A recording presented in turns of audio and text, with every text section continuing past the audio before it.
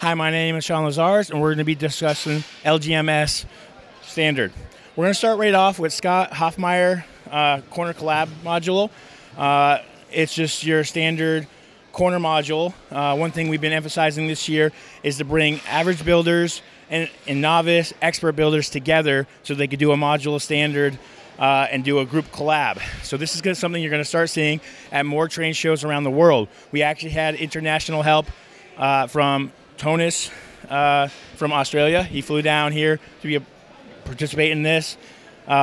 Great support from international team because we have the medium radius of 104. Yes, it's not Lego standard, but it is the standard. There's enough third-party vendors out there now so that you can get the 104 radius, you can have a 120 radius, and you can also have a grand curve, which is a little bigger, so you can have some really good speeds of some great trains.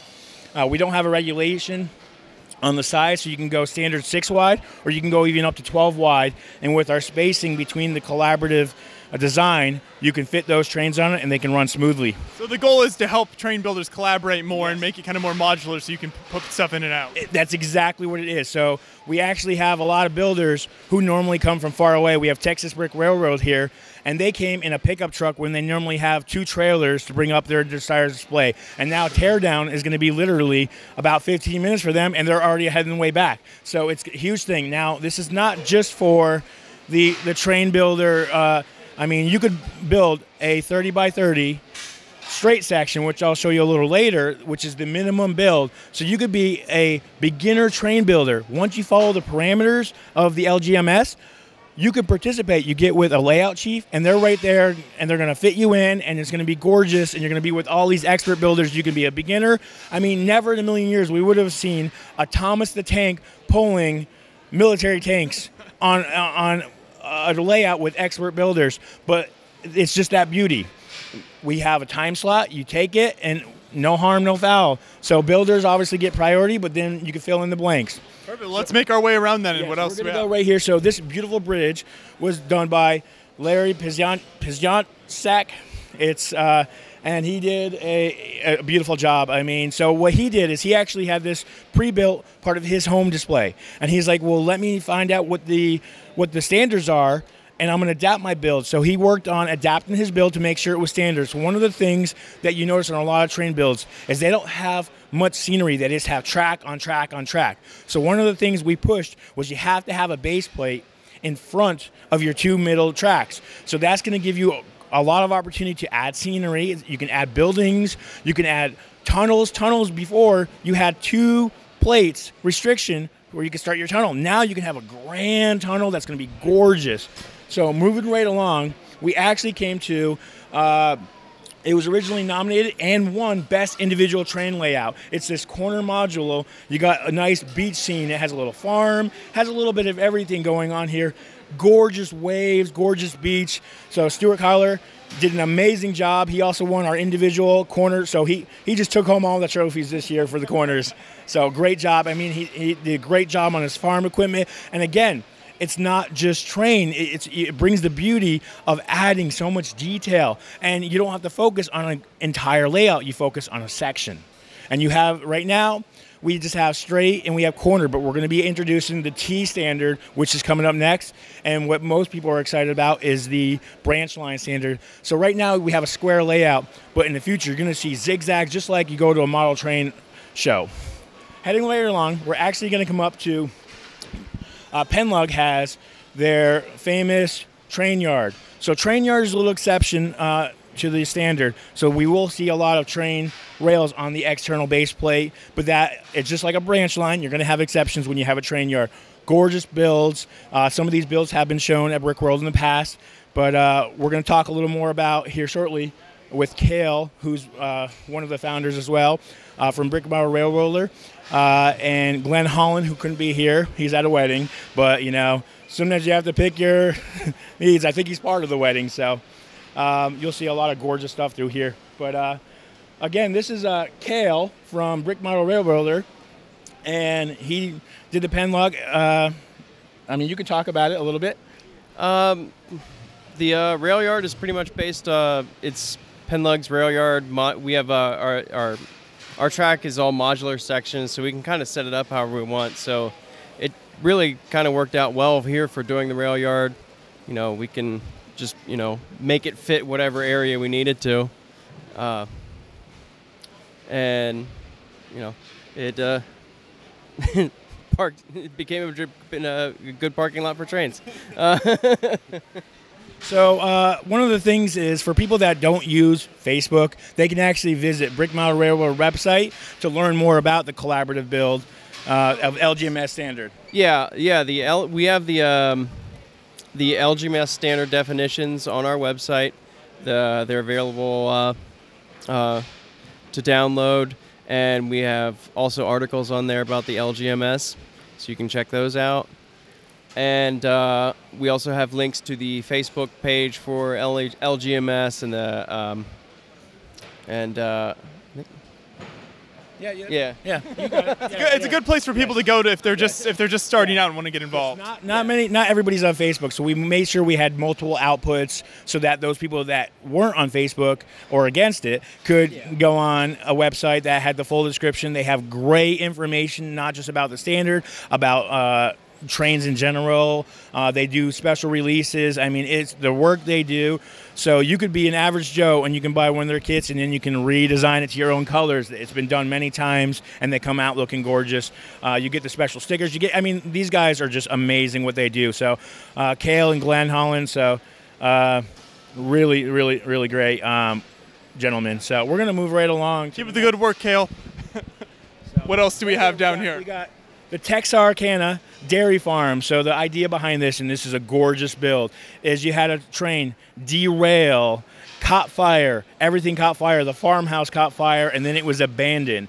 So this is the overgrown of 30 years of an abandoned dairy farm in Texarkana that was built. So this one, this was nominated for Best Individual Layout, and it won our Brickworld LGMS straight modular layout. So moving right along, we're going to go to a very gorgeous, gorgeous build. This is a bottling plant. So we start off with the water treatment center, which feeds the water into the bottle factory. So great design. It also can be reused for the town.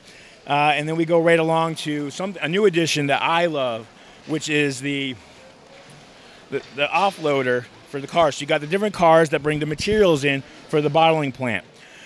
They're sorted by 3 different materials. They go down the tubes and they go right into the glass factory. Glass factory, what you're seeing out there is actually shooting out the rejects, so it can be resorted inside. Maybe an opportunity later. This is fully operational. When you look in the inside, it's got the different feeds, the lines of the bottles coming through. It's just so gorgeous. Builder here was Seth Hardwick from Arklug, so great builder. So again, we're halfway through the design, and we're already at 7 people that have collaborated in this, and it's just gorgeous. This giant white building here is the Exchange Bank from Line Oil Building, built in 1926 in Arkansas. So it's just another gorgeous replica, and it shows you the ability that you can do on a train layout with just the features. And again, because we all stick to the standard module conditions, it just blends together. So, perfect. On this corner module, we actually have Richard Gatter from Brickforge, who built this. And one of the things he did is he wanted to really introduce a lake scene, because you see ponds, you see streams, but you don't see lakes anymore. So you can really bring the beach environment out. You get a new trestle going over, and it really brings the beauty. This is a work in progress, and he's going to be developing this, and I'm really excited to see what he brings to this corner module in future shows. So we actually have a beautiful train right here, which is similar to Rob Hendricks, who's another founder. He's with Life Lights. He has a beautiful Katy train, so obviously a design where it looks very similar. So gorgeous train.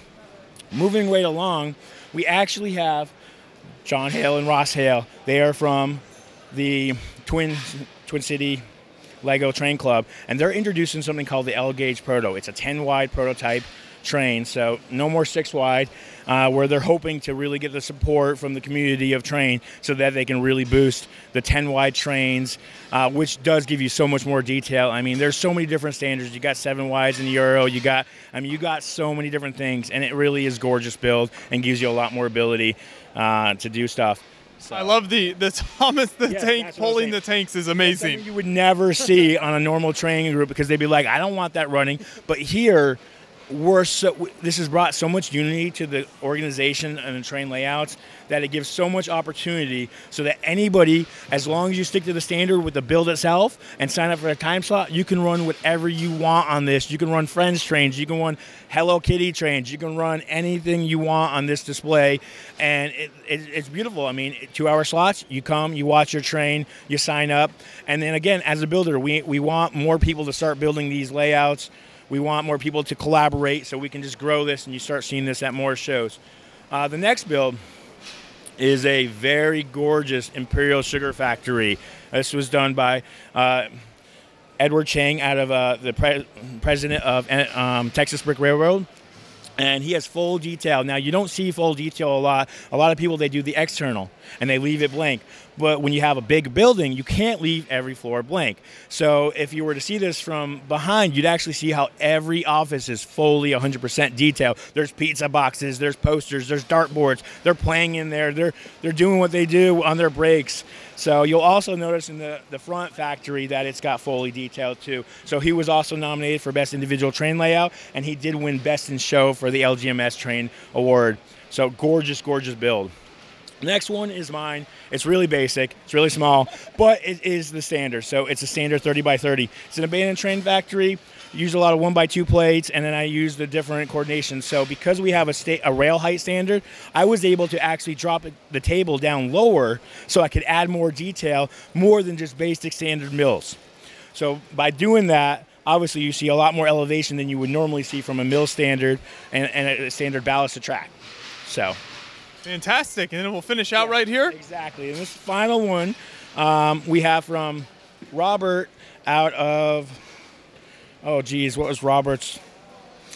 I honestly couldn't tell you. Robert, email. Another log. He didn't register because it's his first Brickworld. He wasn't really sure of what he was supposed to do, but he has a gorgeous replica of the Adirondack rail system. And then he also has, this is actually a train station that got tore down out of New York. It's a gorgeous, gorgeous build, Owl's Head, and it really is one of those builds that when they got tore down, you were like, oh, it really hit the train community from a classic build that got torn down.